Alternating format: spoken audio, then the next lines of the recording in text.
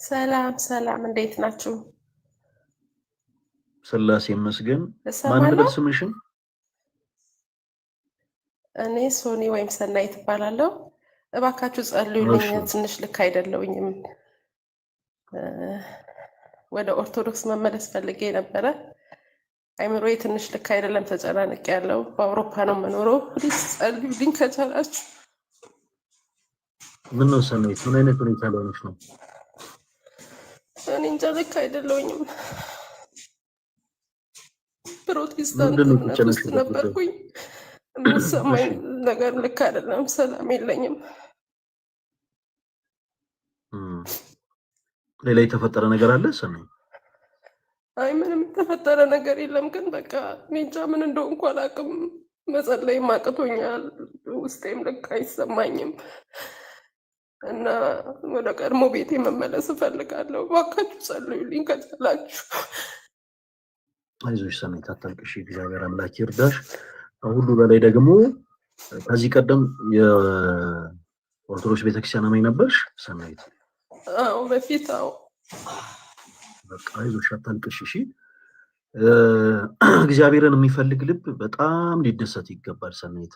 ነገሮች በጣም አስጨንቆሽ ሊሆን ይችላል። ነገሮች በጣም ተደራርበው ሊሆን ይችላል።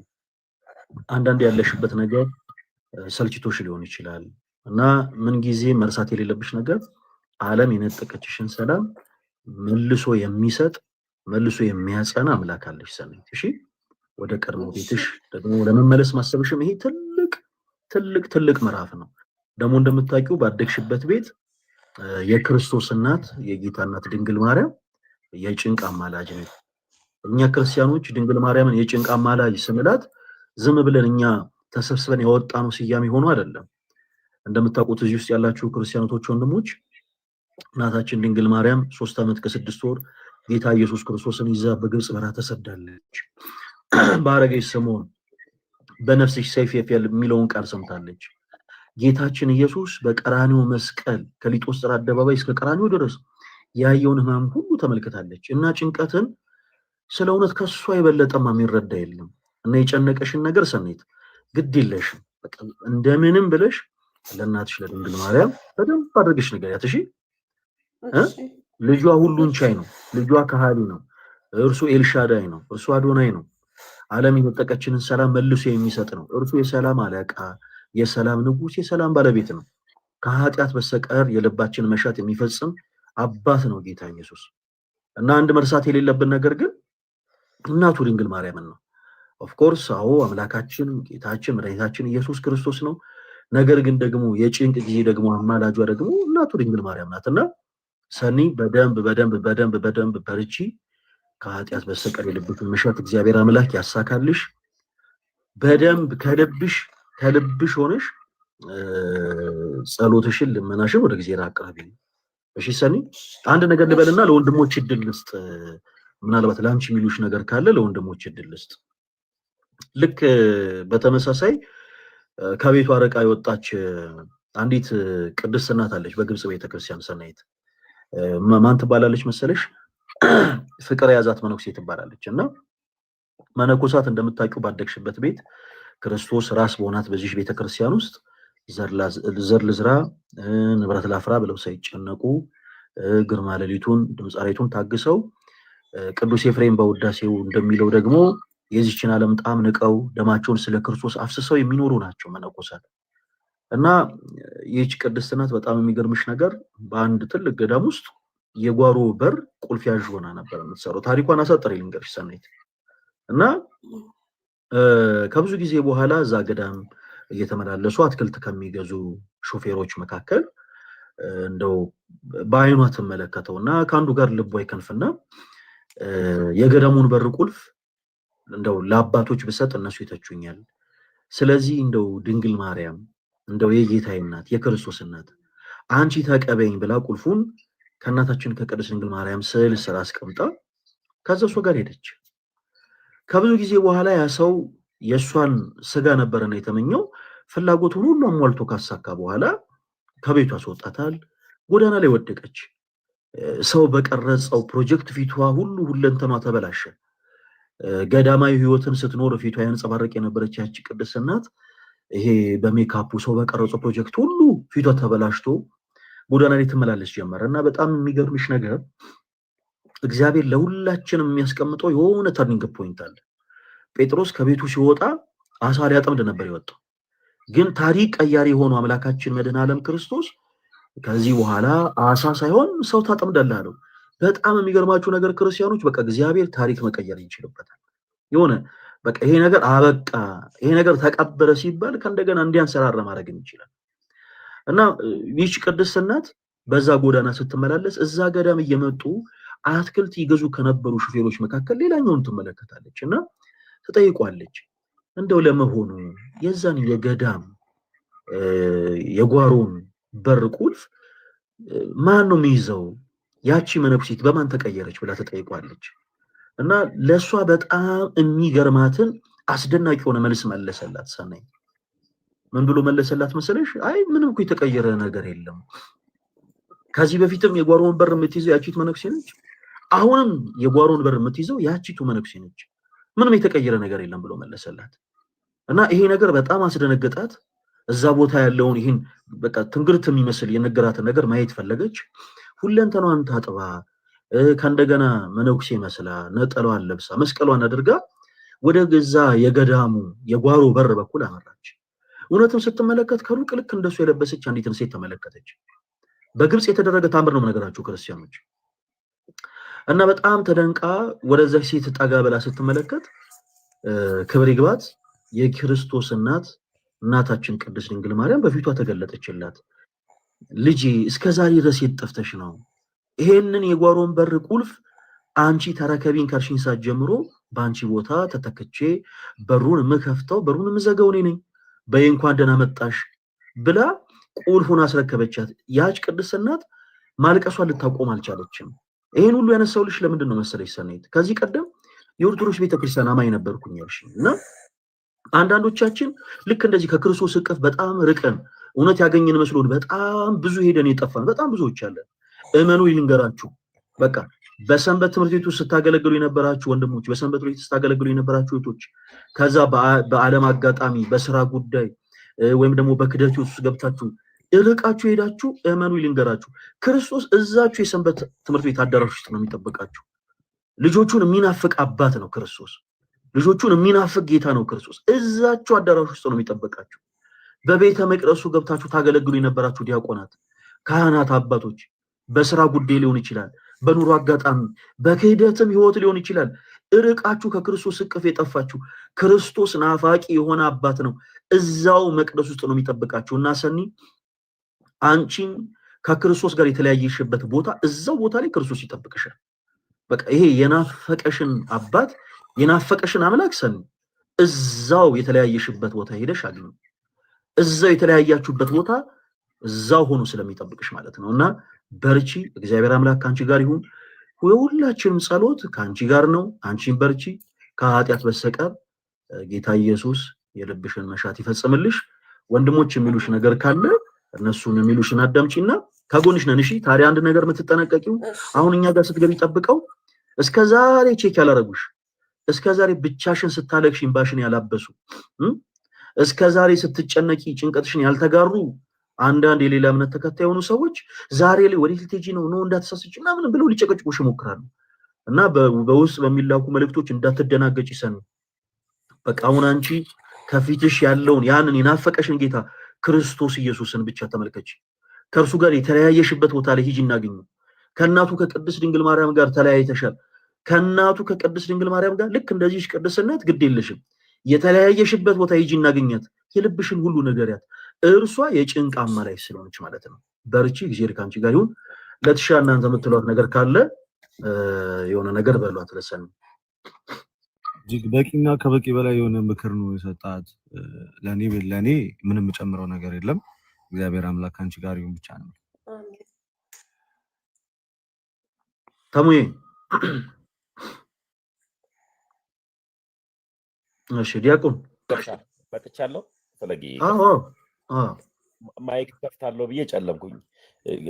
ቃልዮት ያሰማልን። ፈለገ ድንቅ ነገር ነው ያልካት። እግዚአብሔር በሁሉ ነገር ያግዝሽ እህቴ።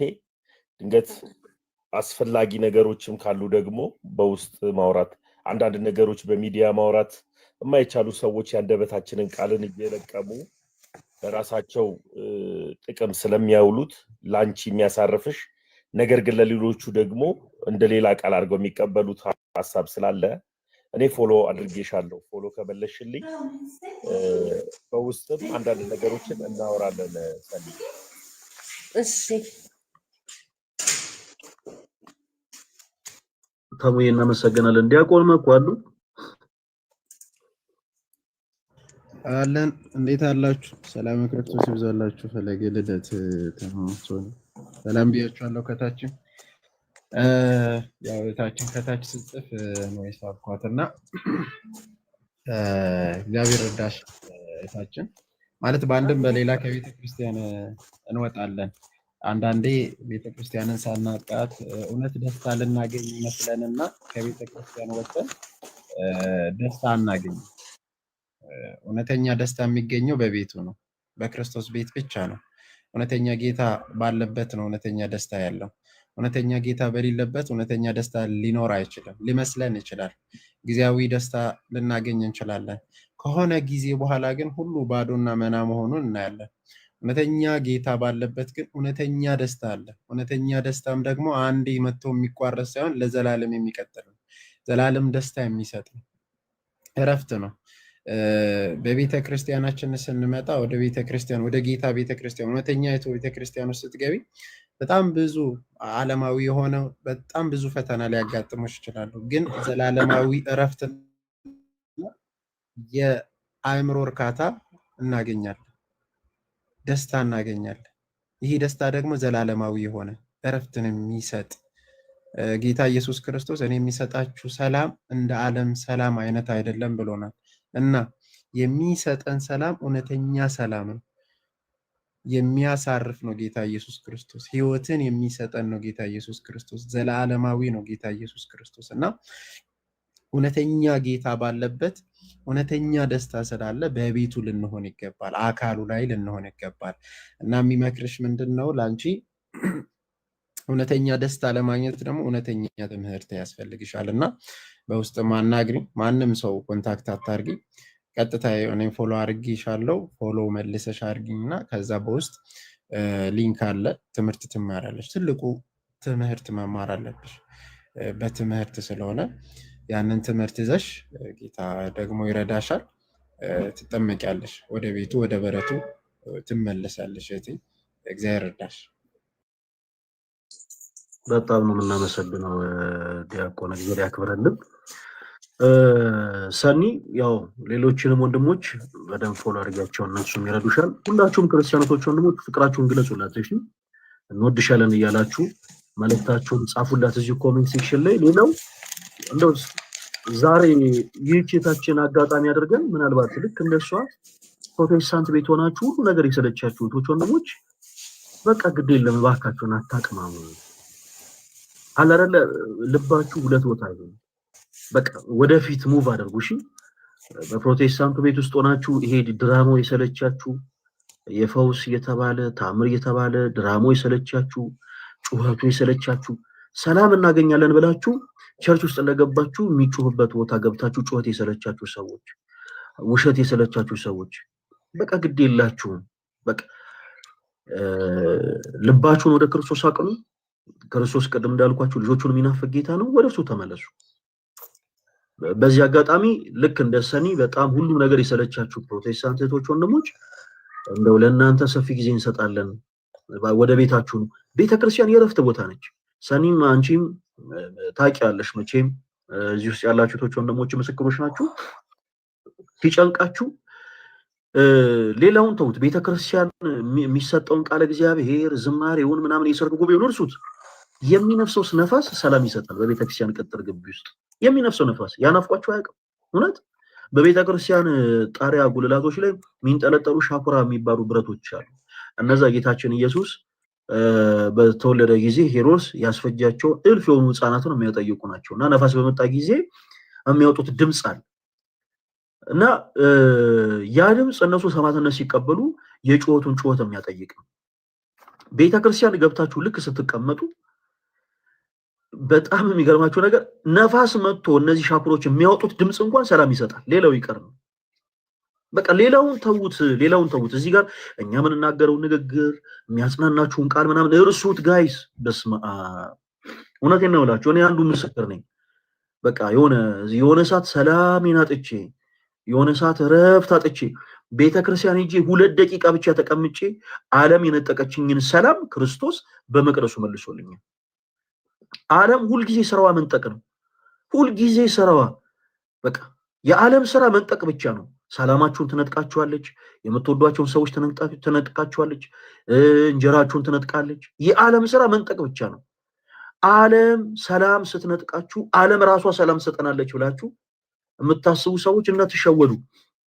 ምናልባት እዚህ ውስጥ ያለ ወንድሜ፣ ምናልባት እዚህ ውስጥ ያለሽ እህቴ ዓለም ሰላማችሁን ስትነጥቃችሁ በመሽታ ቦታ ሰላም እናገኛለን ብላችሁ የምታመሹ፣ በኮንሰርት ቦታዎች ላይ ሰላም እናገኛለን ብላችሁ እየጮሃችሁ የምትዘሉ ሰዎች፣ በየመሽታ ቤቱ በቃ ስንሰክር ሰላም እናገኛለን ብላችሁ የምትሰክሩ ሰዎች ፕሊስ እባካችሁ አትሸወዱ። በቃ ያ ሁሉ መንገድ ያ ሁሉም ይሄ እንዴት ነው ከክርስቶስ የበለጠ የሚያረቀን እንጂ ወደ ክርስቶስ የሚያቀርበን አይደለም። እና ይሄ ያንን ዓለም የነጠቀችንን ሰላም መልሶ መስጠት የሚችለው ጌታ ኢየሱስ ክርስቶስ ብቻ ነው። ወደ እርሱ እንመለስ። እግዚአብሔር ሁላችንም ይርዳን። እህታችን ሰኔት በጣም ነው የምንወድሽ። ምናልባት ቲክቶክ ፕላትፎርም አልጎሪዝሙ በጣም አስቸጋሪ ነው። አንዳንዴ ሆን ብለው የሚረብሹ ቃላቶችን የሚጽፉ ሰዎች ይኖራሉ ምናምን እና ለእንደዚህ ነገር ፊት እንዳሰጪ እኔ ኃላፊነትም ወስደው እዚህ ጋር ላሉት ወንድሞች ብቻ ነው። እሺ ሰኔት ይሄው ልደተ ቃል ተመስገን ዲያቆን መኳሉ እዚህ ጋር ያሉት ወንድሞችን ብቻ መልእክታቸውን መልሽላቸው። ሌሎች መልእክቶችን ግን እንደው አሁን ጭንቀት ላይ ስለሆንሽ ላለመመልከት ሞክሪ። የቴ በርቺ። እግዚአብሔር አምላክ ካንቺ ጋር ይሁን። ሰናይት እንወድሻለን። አሜን። እሺ አመሰግናለሁ በጣም። እሺ እኛም በጣም ነው የምናመሰግነው። እሺ እሺ የታችን እሺ እንኳንም መጣች የታችን። እዚህ ውስጥ ያላችሁ እህቶች ወንድሞች ሁላችሁም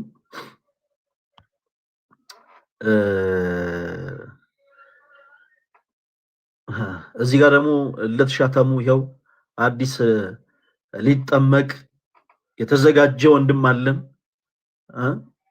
ከዚህ ቀደም ያው የኦርቶዶክስ እምነት ተከታይ ስለነበር ያው ቄደር ጸሎት እንግዲህ ስርዓት ለመሳተፍ የተዘጋጀ ያለው ወንድም አለን። ደስ ይበላችሁ።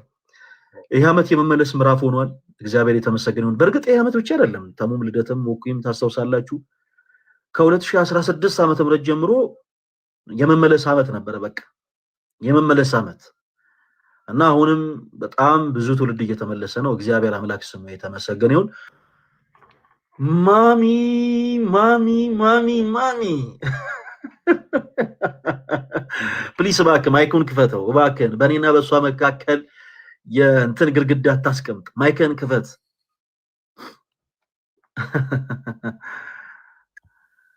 ሰላም እንዴት ነህ? ሰላም ነው። ካሜራውን ክፈትላት። አይ ይቅር። ሰላም ነው ግን አንተ እንዴት አለሁልሽ ማሚ እናቴ ደህና ነሽልኝ? እግዚአብሔር ይመስገን ደህና ነኝ። ሰላም ነው እግዚአብሔር። ከኔና ከለት ማን ነው የምትወጂው? ከኔና ከለት ማን ነው? ምንም መናገር አይጠበቅብኝም። የታወቀ ነው። ተመስገንን እንዳትዪ አደራ። ተሙዬንም ሰላም በልልኝ። ተሙ ሰላም እየተባልክ ነው። ተሙ እንዴ ማሚ ወይ ሰላም ነው? እንዴት ነህ? እግዚአብሔር ይመስገን ሁሉ ሰላም፣ ሁሉ ሰላም። ጠፍተሻል። ዘጋችሁኝ እኮ ጣል አረጋችሁኝ። በፍጹም ኧረ በፍጹም። አይ አንዳንድ ሰው ተደብቆ ስለሚመጣ ነው። ለዛ ነው እንጂ እኔ ኑሮ የራሱ አንቺ ጋር ቢሆን ደስ ይለኛል። ደህና ናችሁ ሁላችሁ? አለን እግዚአብሔር ይመስገን። ኧረ አንቺ እግዚአብሔር ይመስገን። እሺ አልጠፋም። እሺ አለው። እሺ እሺ ቀጥሉ በቃ ፓፓ። እሺ በዚህ ምንድን ነው የሚለው? ሀኩና ነው የሚለው? ሀኩና ነው የሚለው? አዎ ማን እንበል ወንድማችን? ሀኩና ምንድነው ሀኩና? ሀኩና በሱ ኃይለኛ ሀኩና መታታ ሲባል ሰምተህ ታውቃለህ? አትጨነቅ ትርጉሙ። እሺ በአማርኛ ልጥራ በቃ። አሁን ሀኩና ስለሙ ኢዲት አድርገው እንዳያዘፍኑኝ ወንድማችን አትጨነቅ እያልኩ ልጥራ። ወንድማችን አትጨነቅ ከየት ነው? ከየትኛው ቤተ እምነት ነው የመጣው? እኔ አዲስ ተማሪ ነኝ። ኦርቶዶክስ ለመሆን የምታገል ለማወቅ ኦርቶዶክስ ለማወቅ የምታገል ነኝ። ኦኬ ለማወቅ የታገልክ ነው። ግን አሁን የምን ቤተ እምነት ተከታይ ነህ? እምነት የለኝም፣ ግን ቤተሰቦቼ ኦርቶዶክስ ናቸው። ኦኬ ከዚህ ቀደም የኦርቶዶክስ ቤተክርስቲያን አማኝ ነበርክ ማለት ነው? አይ ቲንክ ቤተሰቦች የኦርቶዶክስ ቤተክርስቲያን አማኝ ከነበሩ ምንድነው ከተባልኩኝ ኦርቶዶክስ ነኝ የምለው፣ ግን የማውቀው ነገር የለም። ከይቅርታ ጋር ወንድማችን ያው ለመታወቅ ያክል ነው የምንጠይቀው። እሺ ከዚህ ቀደም የምን እምነት ተከታይ ነበርክ? አሁን ፈጣሪ የለም የሚል ደረጃ ላይ ከመድረስ በፊት የምን እምነት ተከታይ ነበርክ? ኦርቶዶክስ ማለት እችላለሁ እንግዲህ አይገስ ነገሮች ላይ ከይቅርታ ጋር ተወዳጅ ወንድማችን አትጨነቅ። ምን አለ መሰለህ እንዲህ በለው ምናምን ምንልበት አይነት መንፈስ ውስጥ ሳምን ብናወራ ጥሩ ነው። እንዴት መሰለህ ያው አንተ ያለበትን ነገር ለማወቅ ነው። አሁን እኛ አንተ ያለበትን ሁኔታ ሳናቅ ካንተ ጋር የማይገናኙ ነገሮችን ብናወራ ለአንተም አይጠቅምም እና አንተን ለማወቅ ያክል ነው። እሺ ጥያቄዎችን መስቀለኛ እያደረግን ምን ጠይቅ። አሁን ፈጣሪ የለም ብለህ ከይቅርታ ጋር ቆይ ምን ለምሳሌ እርሜ ምን ያክል ይሆናል? ለምሳሌ መቼም ከተወሰኑ ዓመታት በፊት ነገሮች ያለ አይደለ 37 የሆነም እሺ አሁን 37 ዓመት ነው። ከዚህ ቀደም በወጣትነት ወይ ደግሞ በልጅነት እድሜ የምን እምነት ተከታይ ነበርክ? ኦርቶዶክስ ልጅ ሆኜ ቆረብ ነበር። በስንት ዓመት ነው ፈጣሪ የለም ወደሚል እምነት ሙቭ ያደረከው? ፈጣሪ የለም ማለት ሳይሆን ምንም ትዝ አይለኝም። በቃ የራሴን ኑሮ ነው የምኖረው። ፈጣሪ አለ ብዬ ፈጣሪ አለ ብለህ ታምናለህ? ዋው በጣም ጥሩ።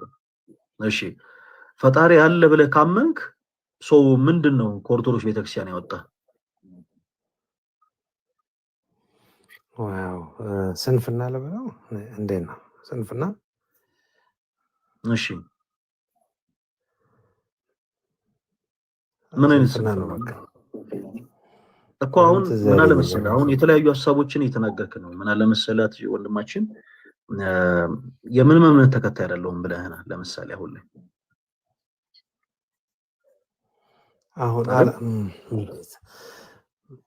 ከተጠየቅኩኝ ፎርም ስሞላ አሁን ሃይማኖት ከተባልኩ ኦርቶዶክስ ብዬ ነው የምሞላው፣ ግን ምንም ፕራክቲሱን አላደርገውም ማለት ነው። ቤተክርስቲያን ይቻላል ተረቻለሁ። አሁን እኔ የፈለኩት ምንድነው መሰለህ አሁን አንተ ፎርም ስትሞላ ምን ብለህ ትሞላለህ የሚለውን አይደለም። አሁን በነፃነት ምንድነው መሰለህ የጎደለ ነገር ካለ ያንን እኮ ፊል እንድናደርገው ነው። በነፃነት ስናወራ አንተ ምንም እምነት ተከታይ አይደለሁኝም ምንም እምነት የለኝም ብለህ ነበር መጀመሪያ ላይ። አሁን ደግሞ ለምንድነው ሙቭ ያደረከው? አንድ ሰው ለምሳሌ ምክንያት ሊኖረው ይገባል። ካገኘኸኝ ከተረዳኸኝ ተወዳጅ ወንድማችን ለምሳሌ አንድ የፕሮቴስታንት እምነት ተከታይ ልክ ኦርቶዶክስ ሲሆን ኦርቶዶክስ ለመሆኑ በቂ የሆነ ሪዝንና ምክንያት አለው። በፕሮቴስታንት ቤተ እምነት ውስጥ እንዲህ የሚል ትምህርት መጽሐፍ ቅዱስ መሰረት ስለሌለው እንዲህ የሚል ትምህርት ከመጽሐፍ ቅዱስ ጋር የተጋጨ ስለሆነ እነዚህ ትምህርቶች በመጽሐፍ ቅዱስ መሰረት ደግሞ ስታሰመር ያገኙት ኦርቶዶክስ የቅዱስ ቤተክርስቲያን ስለሆነች ኦርቶዶክስ ሆኛለሁ። አሁን ምክንያታዊ ሆኖ ሙቭ ማድረግ ነው። አንተ ደግሞ በልጅነት ወራት የኦርቶዶክስ ቤተክርስቲያን አማኝ ነበርክ።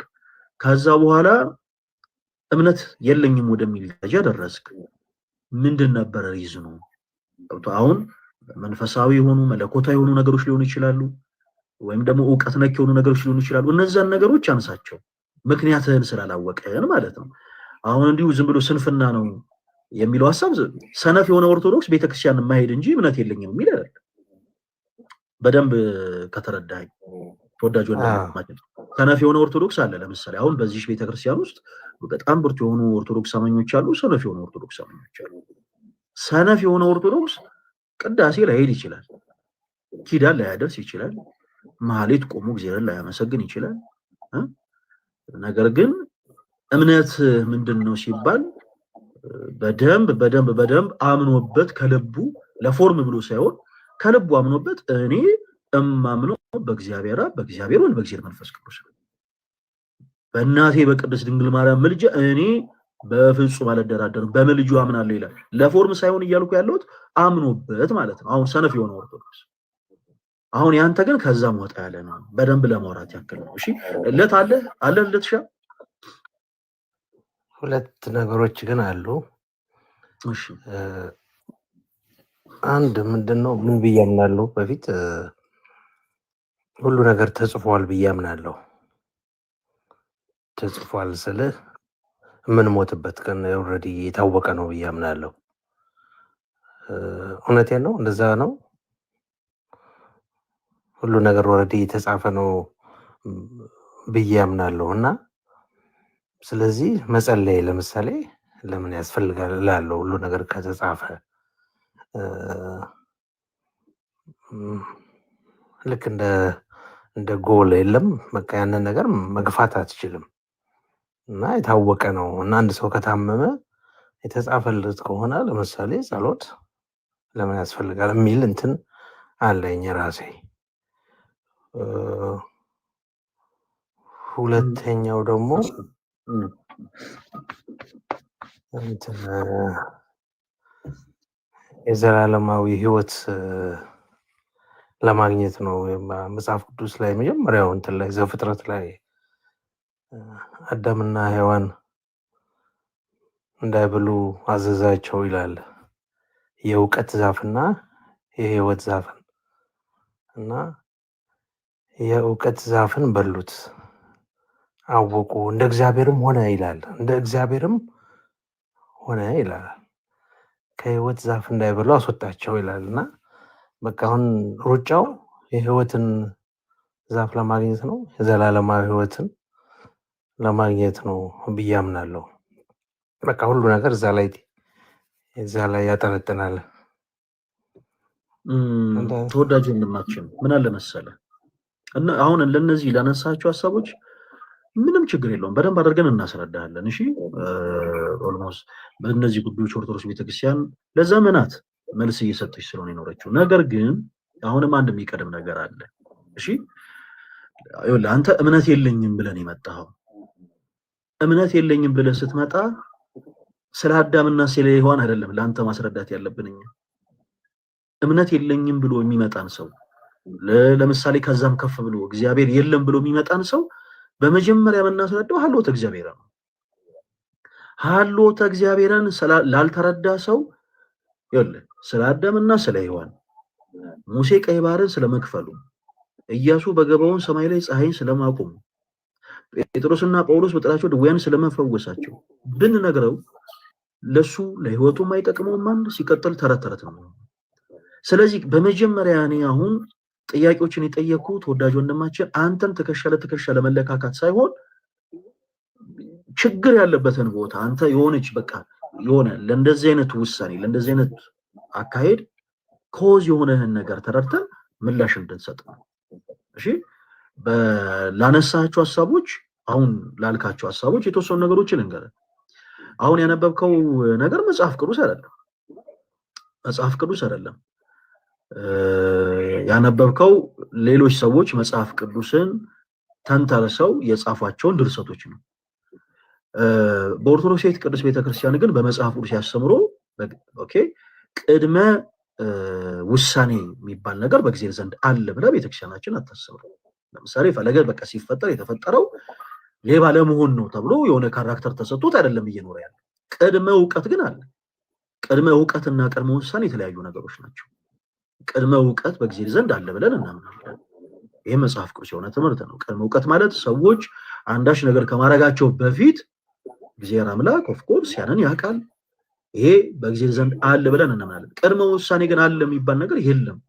ይሄ በፍልስፍና ህይወት ላይ ያሉ ሰዎች ለስንፍናቸው ተራ ለሆነ ፍልስፍናቸው የሚያስቀምጡት ራሳቸው ክሬት ያደረጉት ተረት ተረት ነው። እንዲህ አይነት አስብሮ ቤተክርስቲያናችን የላትም። ወደዛ ሐሳቦች ሙቭ ከማድረጋችን በፊት ግን ተወዳጅ ወንድማችን አሁንም በመጀመሪያ አንተ ከኦርቶዶክስ ቤተክርስቲያን ወጥተ ሙቭ አድርገ አይ እምነት የለኝም ወደሚል ውሳኔ ያስኬደ ኮዙና ሪዝኑ ምንድነው? እሱን አስረዳን። ቅድም እንዳልኩ ምሳሌ ሰጠው። ለምሳሌ አንድ ፕሮቴስታንት የሆነ ሰው ወደ ኦርቶዶክስ ቤተክርስቲያን ሲሄድ አይ በቃ ነው የፕሮቴስታንቶች ይሄ ትምህርት በቃ ስህተት ነው፣ እነሱ እንዲህ ይላሉ፣ መጽሐፍ ቅዱስ ደግሞ እንዲህ ይላል፣ ከመጽሐፍ ቅዱስ የተጋጨ ነው ይላል። ስለዚህ ይሄው ትምህርታቸው፣ ቃላቸው፣ አንደበታቸው ከመጽሐፍ ቅዱስ ጋር የተጣመረላቸው የኦርቶዶክስ ቤተክርስቲያን አማኞች ናቸው። ሰው ለመረዳት ሞከርኩ፣ ጠየቅኩ፣ አየው፣ ተረዳው፣ ትምህርቱ አምኜበታለሁ ብሎ ያንን ትምህርት ገንዘብ ያደርጋል። አንተም ከኦርቶዶክስ ቤተክርስቲያን አማኝነት ሙቭ አድርገ እምነት የለኝም ወደሚል ደረጃ የወሰደ ኮዙ ምንድን ነበረ? ተወዳጅ ወንድማችን። ዋው እንዳልኩ እኔ ፈጣሪ በመጀመሪያ አምናለሁ በፈጣሪ እና ይሳሳታል ብዬ አላምንም። ፐርፌክት ነው ብዬ ነው የማምነው እና ፐርፌክት የሆነ ደግሞ ፈጣሪ ብዙ ሃይማኖቶች አሉ በዚች ምድር ላይ እና አንዱ ትክክል ነው አንዱ ስህተት ነው ብዬ አላምንም። ሁሉም የእሱ ፍጥሩ ናቸው እና ለዛ ነው በቃ አንድ ሃይማኖት ውጪ ነው ግን እየተናገርክ ያለው። አሁን ምን አለ መሰለህ፣ እኔ አሁን የጠየቁት ጥያቄ ሌላ ነው፣ ተመልከት። አንተ ደግሞ የምታወራልኝ ነገር ሌላ ነው። ሁሉም ሃይማኖቶች የተሳሳቱ ናቸው ብዬ አላምንም። እኔ ትክክል አሁን ዳስናት ማይ ፖይንት። እኔ አሁን አንተ ምንድነው ስለ ቤተ እምነቶች ያለ አመለካከት ብዬ እኮ አይደለም የጠየቁት ተወዳጅ ወንድማችን። እኔ አሁን የጠየቁት ፐርሰናሊ ስለ አንተ ጉዳይ ነው። አንተ ከዚህ ቀደም ምን ያክል ምክንያት ሳይኖር የሆኑ ነገሮች ላይ እየዋኘ እንደሆነ ላሳይ። ለምሳሌ አምላክ አለ ብለህ ታምናለህ አይደል? አዎ። በተመሳሳይ ቀደም ደግሞ በተመሳሳይ ሁኔታ እምነት የለኝም ብለኸኛል። አዎ። አምላክ እንዳለ በምን ተረዳህ? ቤተክርስቲያን ከሌለ ቤተ እምነት ከሌለ በምን ማስረጃነት ነው አምላክ እንዳለ የተረዳኸው? አይ እንግዲህ ምናልባት መልሱ ሊሆን ያለውበት አካባቢ ከወጣው ብዙ ጊዜ ነው ከሀገር ከወጣው እና ቤተ እምነት ስለሌለም ይሆናል። ምናልከኝ? ቤተ እምነት የለም እንደዚህ የኦርቶዶክስ እንትን የለም። ያለው በትንሽ ከተማ ነች ያለሁት፣ በጣም ትንሽ ነው እና የኦርቶዶክስ ቤተክርስቲያን የለም። ለዛ ይሆን ምናልባት። ኦኬ አይ ቲንክ ከምትናገራቸው ንግግሮች በቃ አሁን የተረዱት ነገር ምንድነው መሰለ፣ ጀስት በወርድ ደረጃ ነው አይ ቲንክ እምነት የለኝም ምናምን የሚሉ ሐሳቦችን የተናገርከው። ሀሎተ እግዚአብሔርን ማመን መልካም ነገር ነው። እግዚአብሔር እንዳለ ማመን መልካም ነገር ነው። እሺ መልካም። ከዛ ውጪ ግን ግራ የተጋባባቸውን ነገሮች ምን እናድርግ? በውስጥ ለኔ መልእክት አስቀምጥልኝ እና ሰፊ ሰዓት የሚወስድ ነገሮች ስለሆኑ በደንብ ማወቅ የምትፈልጋቸውን ነገሮች በአጠቃላይ እናወራለን። እኔም ብቻ ሳይሆን እዚህ ጋር ልደትም አለ፣ የእሱንም አካውንት ፎሎ አድርገው እኔንም ፎሎ አድርግና በውስጥ ማውራት ስለምትፈልጋቸው ሀሳቦች በአጠቃላይ መልእክትን አስቀምጠለን። እኔ የግል ቁጥሬን እሰጥሃለሁ፣ በዛ ቁጥር እንደዋወልና እናወራለን። ምን ታስባለህ? በጣም አሪፍ ነው። በዚህ አጋጣሚ በጣም ፈለገ በጣም ነው ማደንቅ እና ልደትንም እንደዚሁ ሁሌ ነው የምሰማችሁ እና የምትሰጡት መልስ የሚገርም ነው። በቃ በእውነት ቲክቶክ ላይ እናንተ ነው የምፈልገው ሁልጊዜ እና ጀስት አድናቂያችሁ ነኝ። እሺ ወንድማችን እግዚአብሔር ያክብርልን። ልስማ እዚሁ ቁጭ ብዬ? አዎ ይቻላል። እዚሁ ሆነ ሌሎች ሀሳቦችንም ስናነሳ መከታተል ይቻላል። እሺ መልካም፣ እግዚአብሔር ያክብርልን ተወዳጅ ወንድማችን። አንዳንድ ጊዜ በእንዲህ አይነት ክሮስ ቼክ ነገሮችን ለምንድን የምናደርገው መሰላችሁ? አንዳንዴ አዳዲስ ሰዎች ሲገቡ ሰዎች እንደው እህቶች ወንድሞች እንዳትፈርዱ በእኛ ላይ ከብዙ አንግል በጣም ብዙ ሰዎችን ብዙ ጊዜ ክሮስ ቼክ እያደረግን እንጠይቃለን። አንዳንዴ ኦርቶዶክስ ያልሆኑ ሰዎች ይመጡና ኦርቶዶክስ ነን ራሳቸውን ደብቀው የፕሮቴስታንት እምነት ተከታይ ሆነው ራሳቸውን ደብቀው እኛ ኦርቶዶክሶች ነን እና ለምንድን ነው እንደዚህ ሐሰት ትምህርት የምታስተምሩት ምናምን ብለው ልክ ራሳቸውን ኦርቶዶክስ እንደሆኑ አድርገው ድራማ ለመስራት ይሞክራሉ። ስለዚህ በመሃል ልክ እንደዚህ መስቀለኛ የሆኑ ጥያቄዎችን እየጠየቅን እናወራቸዋለን። ሁለተኛ ደግሞ ጥያቄ የምንጠይቅበት ምክንያት እንዴት ነው መሰላችሁ? አንዳንዴ ለምሳሌ ሕክምና ቦታ ሰው ሲሄድ ሐኪሙ ዝም ብሎ ያ ሰው እንደገባ እና ብሎ ዝም ብሎ አንስቶ መርፌ ይወገው። አደራ በእኛ አትፈረዱ እሺ። እንዴት መሰላችሁ? የታመመ ሰው ልክ ሆስፒታል ከመጣ በኋላ ዶክተሩና የታመመው ሰው የሆነ የተወሰነ ኮንቨርሴሽን አላቸው፣ የሆነ ነገር ያወራሉ። ምንህን ያመመ? እግሩን ከሆነ እግሩን፣ ጨጓራ ከሆነ ጨጓራው፣ ልቡን ከሆነ ልቡን፣ ራሱን ከሆነ ራሱን። እንዲህ አይነት ነገር ያመኛል። ምን ያክል ጊዜ ሆነ አይደል? ዶክተሩ እያንዳንዱን ጥያቄዎች ባነሳ ቁጥር ከፔሸንቱ በሚመለሱ መልሶች የሚፈልገው ምንድነው? ህመሙ ምን እንደሆነ ማጣራትና ለዛ ህመም ደግሞ የሚሆነውን መድኃኒት ለማዘጋጀት ነው። ስለዚህ እንዲህ አይነት ነገሮች በጣም ወሳኞች ናቸው። እንደምታውቁት ከዚህ ቀደም እግዚአብሔር የለም ብሎ የመጡ በላይቫችን ላይ ያጋጠሙን 3 ወንድሞች አሉ። በተለይ ስፔሻሊ አንደኛው እግዚአብሔር ረድቶት ጥሩ ኦርቶዶክስ ቤተክርስቲያንን ወደ ማወቅ ተሸጋግሯል እና ልክ እንዲህ አይነት ወንድሞች ሲመጡ በመጀመሪያ በቅድመ ሁኔታ ጥያቄን የምናቀርብላቸው ለምንድን ነው? ኮዙን ለማወቅ ሪዝኑን ለማወቅ። ለምሳሌ አንድ ሰው ኦርቶዶክስ ቤተክርስቲያን አማኝ ነበር፣ ሰው ለምን? በተመሳሳይ ፕሮቴስታንት ለሆኑ ሰዎች ከዚህ ቀደም ክርስቲያን አማኝ ሆነው ከዛ በሐሰት ትምህርት ወድቀው ፕሮቴስታንት የሆኑ ወንድሞቻችንም ስናገኛቸው ለምንድን ነው ፕሮቴስታንት የሆናችሁት ነው የምንለው። ምንድን ነው ኮዙ? እና ብዙዎቻችሁን ከሰማኋችሁ አንዳንዴ ምንም አይነት ምክንያት ሳይኖራቸው ነው ፕሮቴስታንት ነው ያወጣ። አይ ድሮ ጫት ጥቅም ነበር እና ከዛ በቃ ፕሮቴስታንት የሆነ ሰው አግኝቶ በቃ ጫት አቁማለ ፕሮቴስታንት ጌታን ተቀበልኩ ይለናል። የኦርቶዶክስ ቤተክርስቲያን ትምህርቷ ምን እንደሆነ ሳያውቅ የፕሮቴስታንት ቤተ እምነት አስበው ምን እንደሆነ ሳያውቅ ጀለስ በቃ ዝም ብሎ ጫት ለማቆም ፕሮቴስታንት ይሆናል። ኦርቶዶክስ ቤተክርስቲያን መቼ ጫት ቃሙ ብላ ታውቃለች? አያችሁ፣ እንዲህ አይነት መፍትሄ የሆኑ ሐሳቦችን ለማምጣት ነው የምንጠይቃቸው ለማለት ያክል ነው። ሁላችሁም ስለምታደምጡን በጣም በጣም በጣም አድርገን ነው የምናመሰግነው። ፈለገ አንዴ ላውራና ልውረድ። ይቅርታ በጣም ምን ነበር?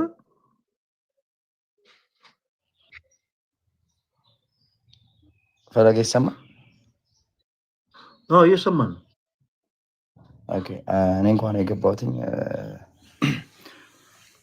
አንተን ለማውራት ፈልጌ ነው። ፐርሰናሊ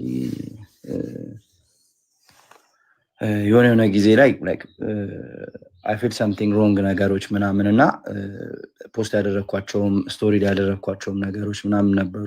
ይደርሰዋል ብዬ አስባለሁ። 100% ይደርሰዋል።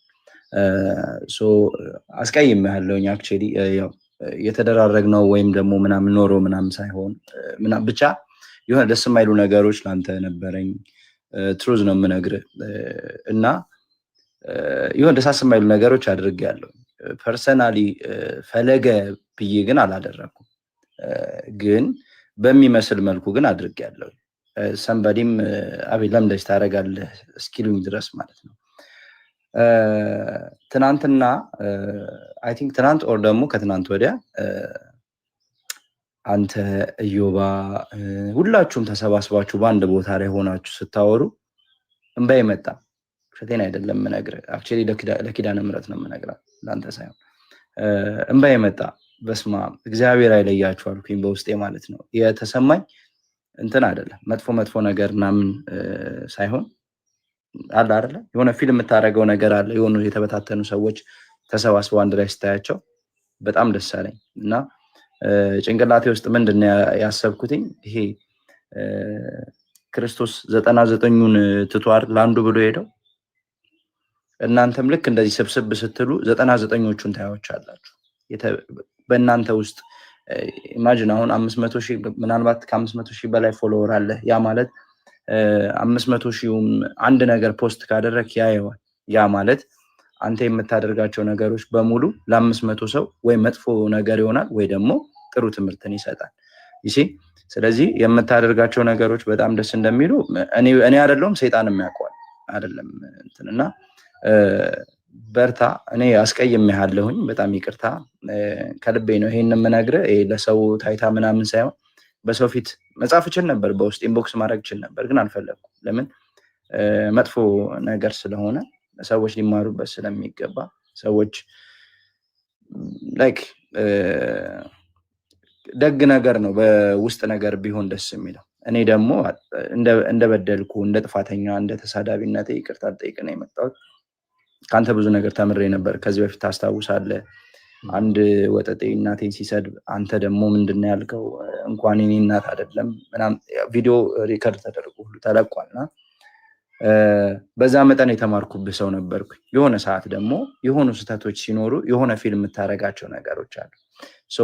እንደ ፊሊንጉ ሳይሆን እንዳንተ ማንነት እንዳስተማርከው እንደምትሰራው ስራ ሲታሰብ ከኔ የበለጠ ወንበዴ የለም።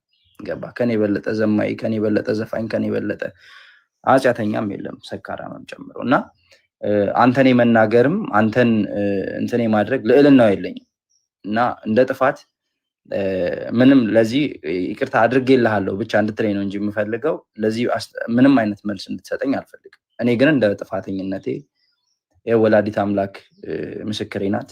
ከልቤ ነው። ይሄ የተራ ምናምን አይደለም፣ ወይም ለለበጣ አይደለም። እግዚአብሔር የልቤን በሚያውቀውና በጣም ይቅርታ፣ እጅግ በጣም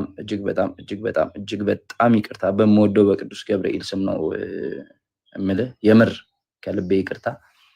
ሁላችሁንም ወዳችኋለሁ። ምናልባትም ከዚህ በኋላ በእንደዚህ አይነት እንትን ውስጥ ፕላትፎርም ላይ ብዙም ላታዩን ትችላላችሁ ኦር ሰምቲንግ ምናምን ግን በቃ መሆኑ ካልቀረ ግን ከልቤን የተናገርኩት በጣም ይቅርታ ፈለገ።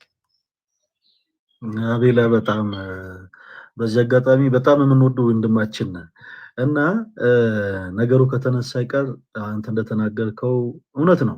ምን አለ መሰለህ አቤላ፣ ያው በዚህ ሶሻል ሚዲያው እንደምታውቀው እንኳን እዚሁ አንድ ከተማ የምንኖርን ሰዎች ይቅርና ከሩቅ ምስራቅ ሆነው ሩቅ ምዕራብ ሆነው ያሉ ሰዎች የሚነጋገሩትን ነገሮች እንዲህ ያደርጋል።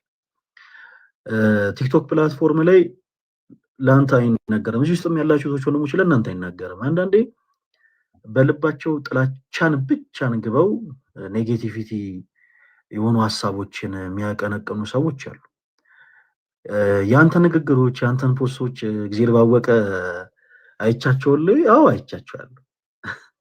እኔ አዎ አቤላ ላይ ተመልክቻለሁ። ግን በእርግጠኝነት ምንድነው መሰለህ የዛን ታይም ላይ የተረዳሁት ነገሮችን ከቤተ ክርስቲያን ቀናይነት የተነሳ እንደምታደርገው ነው።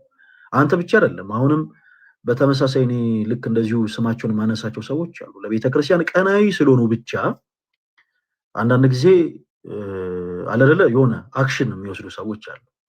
አቤላ አንተ ያንተን ህይወት እናውቀዋለን። እንደውም በበደል ደረጃ እኛንን የምንበድለው አሁን አንዳንድ ሰው ልክ ስናገለግል እንደው ጻድቃን መስሏለን እንጂ ቃሉን እያወቅን ህጉን እያወቅን እኮ በጣም ብዙ ኃጢአት የምንሰራ ሰዎች እኛንን፣ በጣም ክርስቶስ የምንበድለው እኛንን። እኔ ብዙ ጊዜ ተናግሬያለሁ። መንፈሳዊ የሆነ ህይወት የለኝም። መንፈሳዊ ህይወት ባላቸው ሰዎች በጣም ነው የምቀናው። በጣም ሐዋርያት በሲኖዶሳቸው ልክ ከነሱ በኋላ ባሉት የቤተክርስቲያን ስርዓቶች አለቃ ሲሾም ስርዓትን ደንግገዋል። የደነገጉት ስርዓት ምንድነው? በምግባሩና በእውቀቱ ይሾም ብለው ማለት ነው። እና ወደፊት ግን መቼም ሁለቱን ገንዘብ ያደረገ አይኖርም እና ምናልባት ምግባር ካለው እውቀት ባይኖረውም በምግባሩ ሹሙት።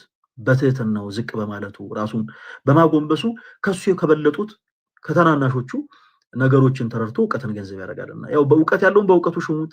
ከዛ በኋላ ደግሞ በእውቀቱ የሐዋርያትን ትምህርት እያጣቀሰ ደግሞ ሲናገር ከዛ በኋላ የነሱን ትሩፋት የነሱን ተጋድሎ የነሱን የቅድስና ሕይወት ደግሞ ይረዳና ምናልባት ራሱን ይሰብር ይሆናል በሚል ሁኔታ ማለት ነው። እኛ ግን ከዛ ሁሉ ወጥተን ምን በቃ መናቃትን ብቻ ነው የምንናገረው። ሶሻል ሚዲያ ሁሉም ሰው አልሚ ብቻ ነው ማለት አይደለም። ሁሉም ሰው ያጠፋል።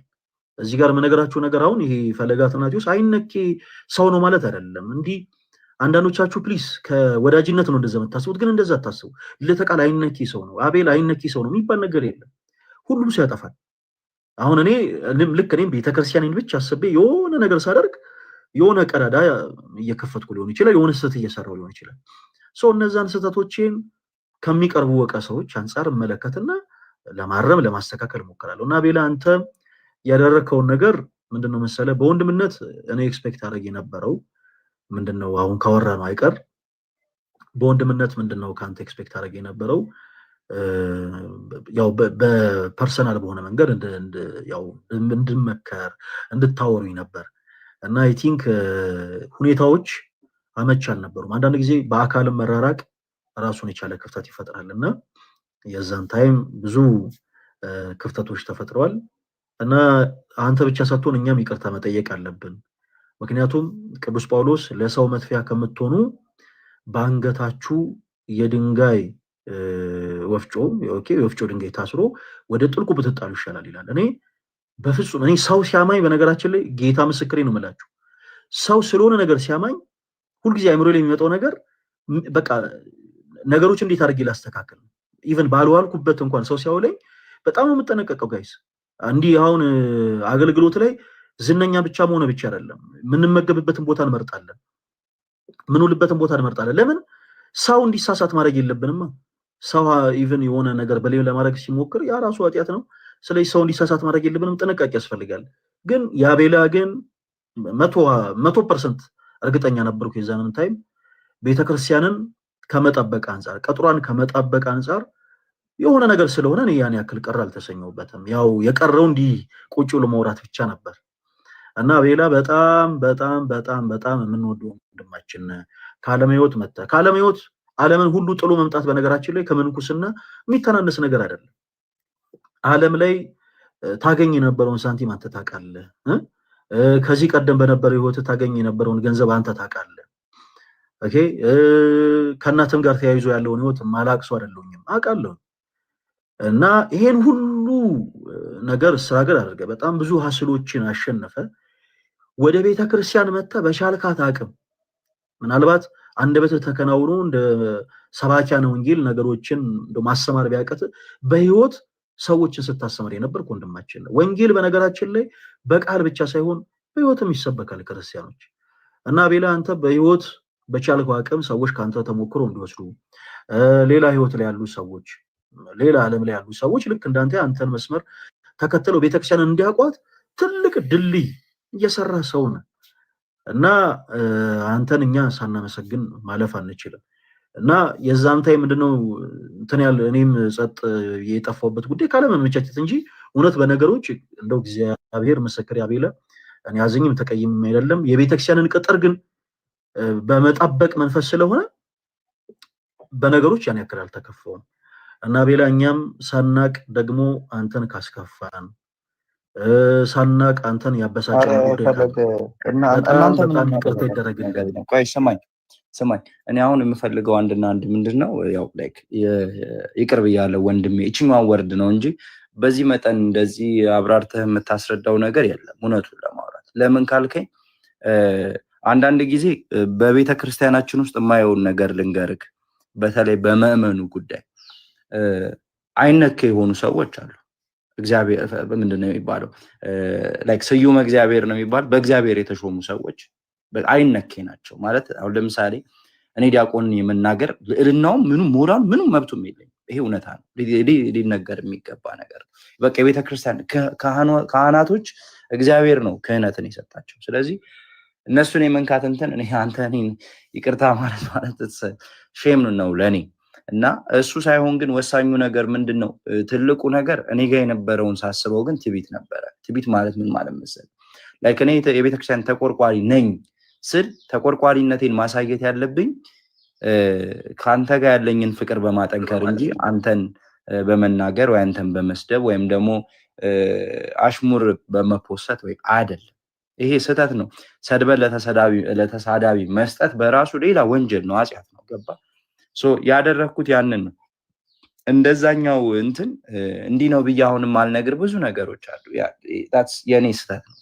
ስለዚህ እሱን እንተወው እንደ ጥፋት። ያው በአንተ ጉዳይ በተለይ በፈለገ ጉዳይ እኔ ሌላ እንትን አላልኩም። በፈለገ ጉዳይ እኔ ይቅርታ ብጠይቅህ አሁን ለሌሎቹ የምናገረው ነገር ስላለ ይቅርታ ፈለገ አንተን ይቅርታ ስጠይቅህ ከዛ ቀጥሎ የሚሄድበት ደግሞ የራሴ እንትን አለ። ለምን ንስሐ ያስፈልገዋል። አሁን ለምሳሌ አበበ የሚባል እዚህ ውስጥ አንድ ሰው ቢኖር አበበን ብሰድበው እንደመሳደብ ይቅርታ ሊያስጠይቃል። በይቅርታ ከጠየቅኩት ንስሐ ባልገባም ችግር የለውም። ይሄ የኔ አመለካከት ነው።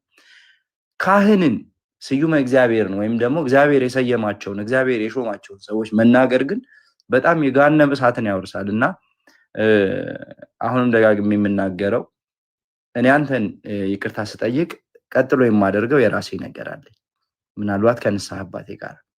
ስለዚህ ይሄን የምናገረው እንዲያደርጋለሁኝ ለማለት ፈልጌ ሳይሆን ይሄ ነገር እንዲያስደርጋልና ሌሎቻችሁም እንዲያደረጋችሁ ካላችሁ እዛ ቦታ ላይ ሄዳችሁ ከነፍስ አባታችሁ ጋር ወይም ደግሞ ከንስሐ አባታችሁ ጋር ሄዳችሁ ያንን ነገር አድርጉ። ምክንያቱም ሙዚቃን የሚያክል ትልቅ ስም የነበረው ሰውዬ ያን ሁሉ ነገር ትቶ መጥቶ እዚህ ጋር በዚህ በምታክል ነገር ከክርስቶስ ጋር ያለኝን ነገር መቁረጥ አልፈልግም። ስለዚህ ብዙ ዋጋ እየከፈላችሁ ያላችሁ በተለይ በቤተ ክርስቲያን ጉዳይ በቃ ያላችሁን ነገር ሁሉ ትታችሁ ሁሉን ነገር ትታችሁ እቺን ዋጋ ከምትከፍሉ ነገራችሁን ከምታፈርሱት ሁሉ ነገር ይቅር። ምክንያቱም ዝናዬ ቀርቷል፣ ገንዘቤ ቀርቷል፣ በሰዎች የነበረኝ ነገሩ እሱ እኮ ለእንደዚህ ነው፣ ይሄ ሁሉ ነገር ቀርቶ እችን በምታክል ነገር ግን ማጣት አልፈልግም። እናንተም ብዙ ነገራችሁን ያጣችሁለት ሃይማኖታችሁ ላይ ኢንቮልቭ የምታደርጉ ሰዎች በትንሽ ነገር ዋጋችሁን እንዳታጡት እነዚህን እናድርግ ለማለት ነው። አሁን ፈለገ ካፍህ እንዲወጣ የምፈልገው አዎ ይቅር ብያለሁ ወንድሜ አቤል እንድትለኝ ብቻ ነው። ከዚህ ውጪ ኢቭን ሌላ ነገር አታውሪ። በቃ እችን ብቻ በለኝ። ኢን ዋን ኮንዲሽን ነው። በአንድ ነገር ከተደረገ ግን ነው እኔ ይቅርታ ማድረግ የምችለው። እሺ እነ ልደት እነ ተሙ ሙስና ስላልሰለመዱኝ ምሳ መጋብዘኝ ከሆነ ብቻ ይቅርታ አደርግልሃለሁ። ደስ የሚለው ጾም ስለሆነ በቃ ችግር የለውም። ችግር የለውም አቤላ፣ ይቅር ብያለሁ። ይቅርታ ማለትም ክርስቲያን የሆነ ስርዓት ነው፣ ክርስቲያን ግዴታ ነው። ይቅርታ ከመጠየቅ ባለፈ ደግሞ ሰውን ይቅር ማለትም ክርስቲያን ግዴታ ነው። አንተም ይቅር እንድትለን እኛም ይቅርታ እንጠይቃለን። እኔ ግን ይቅርታ አድርጌያለሁ እና እንኳን ኮንዲሽን ነው ምሳ ከጋበዝከኝ ነው ብያለሁ። ምሳ ደግሞ እየበላን በደንብ አድርገን እናወራለን። አቤላይ በጣም ነው የማመሰግነው። ኑርልን። እኔም በጣም አመሰግናለሁ። እግዚአብሔር ያክብራችሁ። አንተ የምትደፍነው ቀዳዳ እስናት ሲምፕል ቀላል ቀዳዳ አይደለም። ሁላችንም በቤተ ክርስቲያን ውስጥ እናስፈልጋለን። ከነማንነታችን ክርስቶስ ይፈልገናል። ከነማንነታችን እዚህ ጋር እነገሪ ብቻ ናቸው ለቤተክርስቲያን የሚያስፈልጉት የሚባል ነገር የለም። ሁሉም ከነማንነቱ ለቤተክርስቲያን ያስፈልጋል እና አንተም የምትደፍነው ቀዳዳ ቀላል የሚባል አይደለም አቤላ። በጣም በጣም በጣም ትልቅ ስራ ነው የምትሰራው። በጣም ነው የምንወድህ። እንዲህ ስንልህ የሚከፋው ካለ እንዲህ ስንልህ የሚቀየም ሰው ካለ ምንም ማድረግ አንችልም። እጅግ በጣም እንወድሃለን። ኑርልን፣ በርታ። የምሷን ነገር አስብባት፣ እናወራለን። እሺ ችግር የለም ፈለገዬ። መልካም ጊዜ ይሁንላችሁ። በጣም ወዳችኋለሁ፣ አከብራችኋለሁ። እግዚአብሔር ጸጋና ሰላሙን ያብዛላችሁ። መልካም ጊዜ። በቃ አሜን አቤላ። እሺ ሰላም ሁንልን። እጅግ በጣም የምንወድህ። በዚህ አጋጣሚ እንደው ለሁሉም ሰው መልእክት ላስተላልፍ። ለሁሉም ሰው ከዚህ በፊት ባለፉት ዓመታት የተወሰኑ ትንሽ አለመግባባቶች ነበሩ ሶሻል ሚዲያ ላይ እና እንደው ስለ እውነት ሳላቅ ያስቀየምኳችሁ ሰዎች ካላችሁ፣ እንደው እውነት የተቀየማችሁኝ ሰዎች ካላችሁ በልዑል እግዚአብሔር ስም እኔ እናንተንም ይቅርታ ጠይቅ። ለወረት አይደለም ከልቤ ለሁላችሁንም ይቅርታ ማለት ፈልጋለሁ። ይቅርታ ይቅርታ ይቅርታ። እና ደግሞ ሁላችሁንም በጣም ነው የምወዳችሁ፣ በጣም ነው የምወዳችሁ፣ በጣም ነው የማከብራችሁ። እግዚአብሔር ያክብርልኝ። ኑሩልኝ።